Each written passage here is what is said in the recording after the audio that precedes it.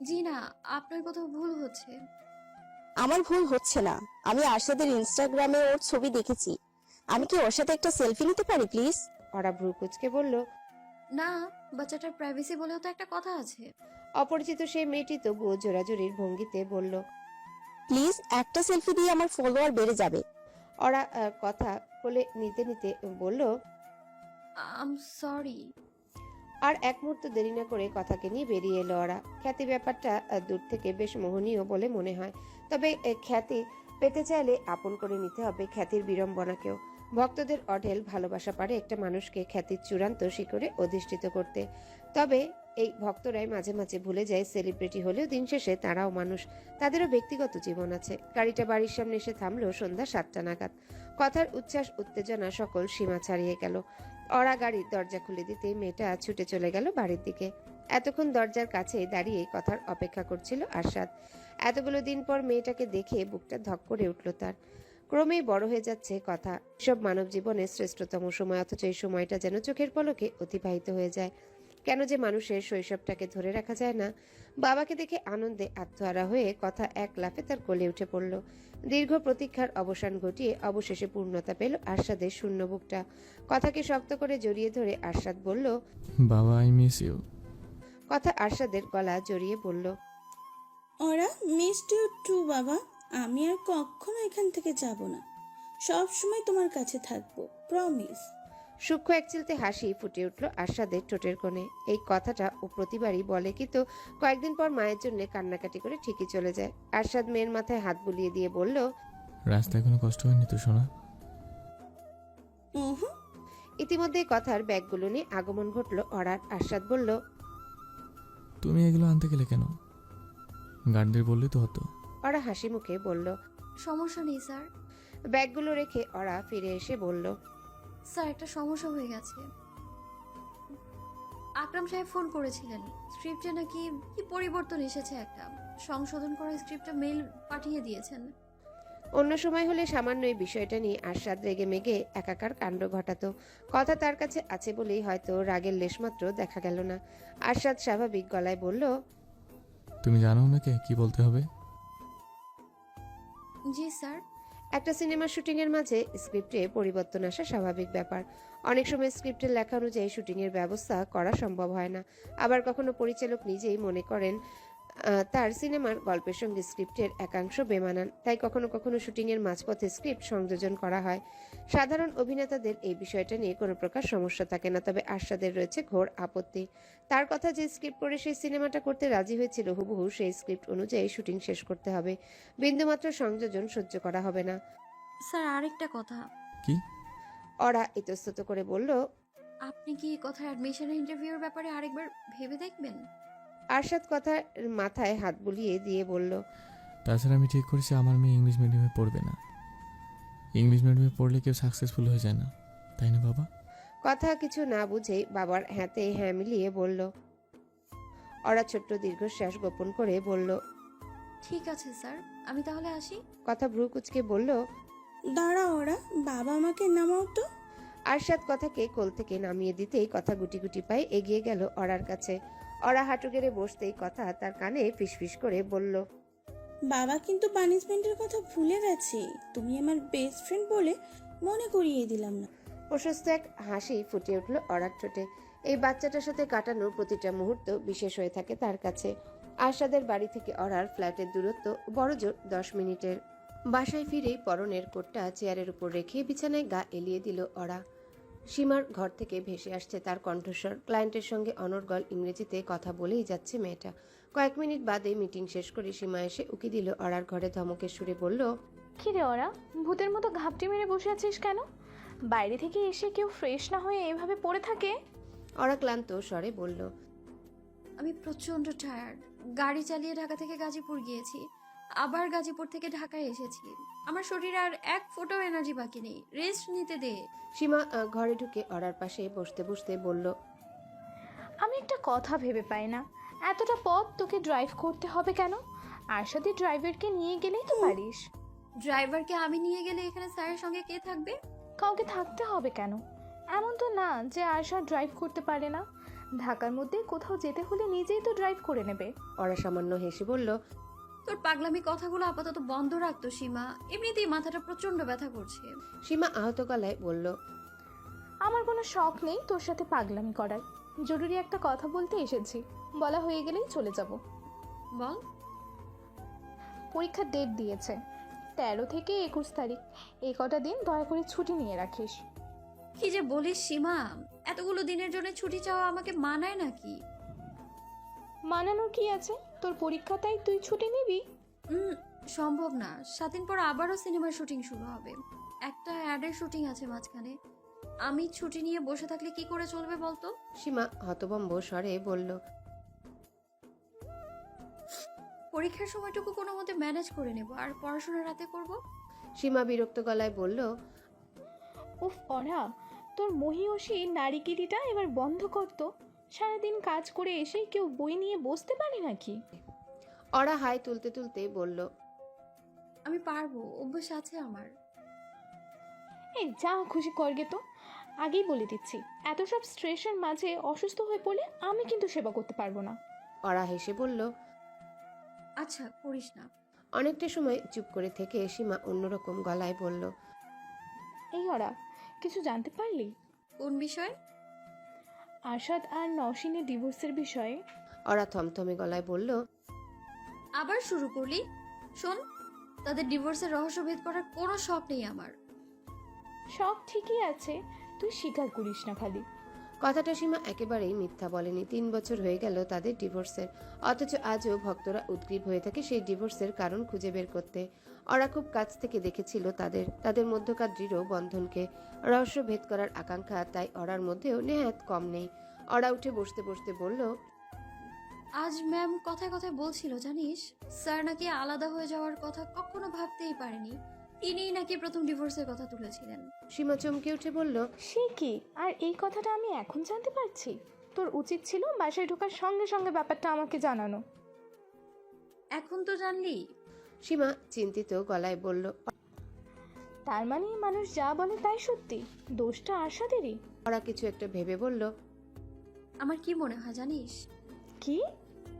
কারোই কোনো দোষ নেই, বনিবনা হয়নি তাই আলাদা হয়ে গিয়েছে। ওনারা বিয়ে ব্যাপারটা বেশ জটিল। মানুষ তাকে বিয়ে করে যাকে সে সব থেকে বেশি ভরসা করে, সব থেকে বেশি ভালোবাসে। বনিবনা হলে মানিয়ে নেওয়ার চেষ্টা করে, ছেড়ে যায় না।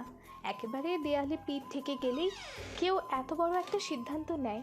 আমি নিশ্চিত এই ডিভোর্সের পেছনে বিশাল এক রহস্য আছে। মনে মনে দীর্ঘশ্বাস ফেলল ওরা। মনে হয় না জীবনে কোনোদিনও রহস্যের কালো মেঘ ঘনীভূত হবে তার সামনে।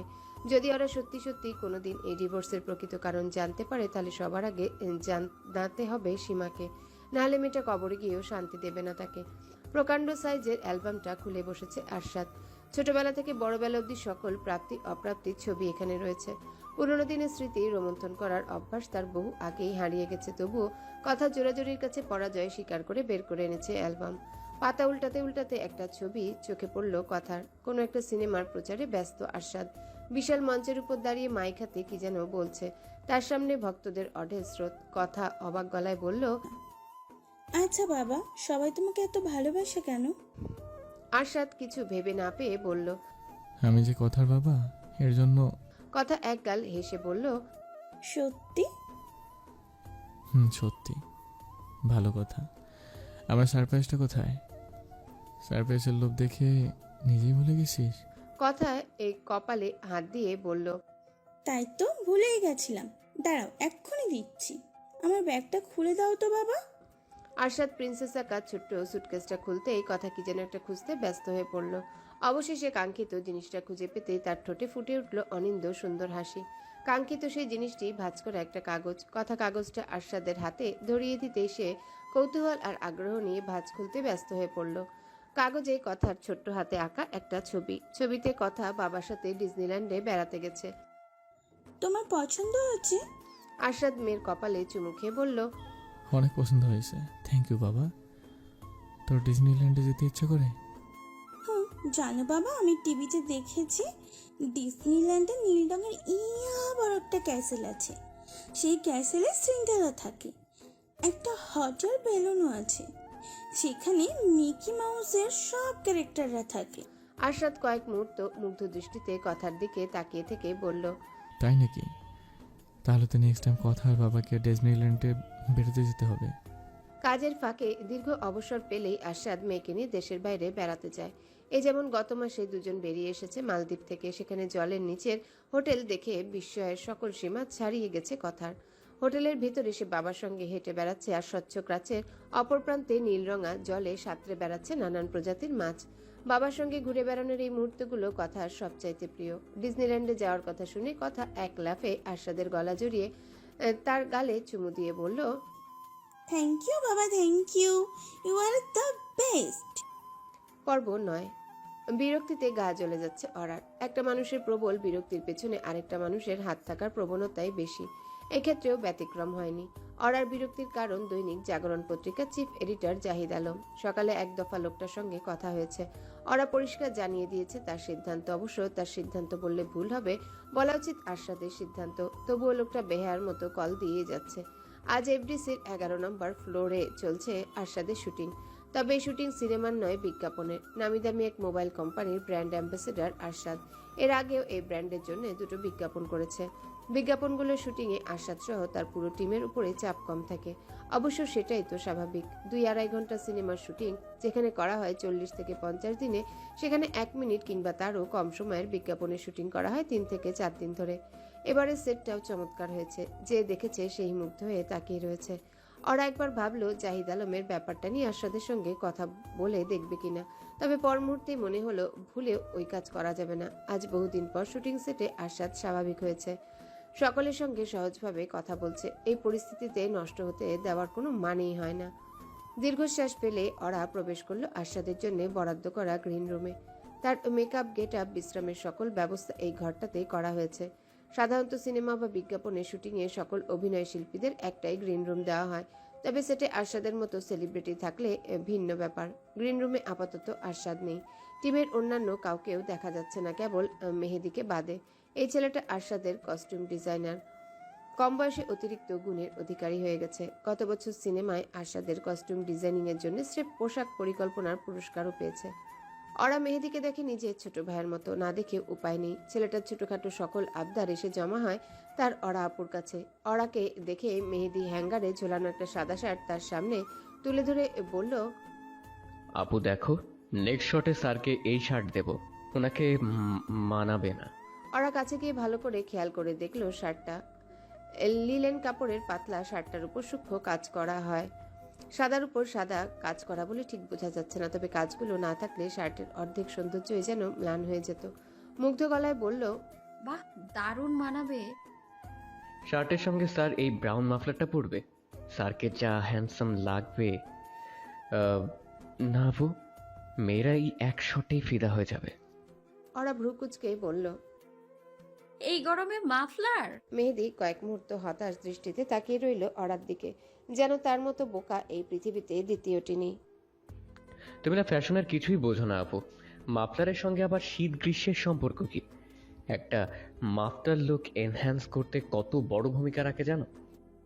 আমার অত সব জেনে কাজ নেই, সেটা জানা তোর কাজ। কথার মাঝে বেজে উঠল অরার ফোন। স্ক্রিনে আবারও সে একই ব্যক্তির নাম ভেসে উঠেছে, জাহিদ আলম। মেহেদি অরার ফোনের দিকে উকি দিয়ে বলল, এই লোকটা আবার তোমাকে ফোন দিচ্ছে, কত বড় সাহস! অরা ক্লান্ত গলায় বলল, সকাল থেকে 10 বার ফোন দেওয়া হয়ে গেছে। সে কি? কই আমাকে দাও তো, এমন কঠিন কঠিন গালি শুনিয়ে দেব এই জীবনে আর তোমাকে ফোন করার সাহস পাবে না। এই জন্যেই তো তুই স্যারের ম্যানেজার নোস, গাধা। আমাকে আমার কাজটা করতে দে। মেহেদি গম্ভীর গলায় বলল, আপু শোনো, ওর সঙ্গে অত ভালো বিহেভ করার দরকার নেই, আস্তে একটা হারামি এই লোক। অরা ছোট্ট দীর্ঘশ্বাস গোপন করে বলল, সেটা কি আমি জানি না ভেবেছিস? আমার কাজ হলো সব দিক ম্যানেজ করে চলা, সেটাই করছি। ম্যানেজ করতে হলে একটু একটু ভালো বিহেভও করতে হয়। যা ভালো বোঝো করো, আমি শর্ট দেখতে গেলাম। মেহেদি হ্যাঙ্গার সহ শার্টটা ঝুলিয়ে রেখে পা বাড়ালো সেটের দিকে। ওরা গ্রিন রুমের বিশাল সোফায় গা এলিয়ে দিয়ে ডায়াল করলো জাহিদের নাম্বারে।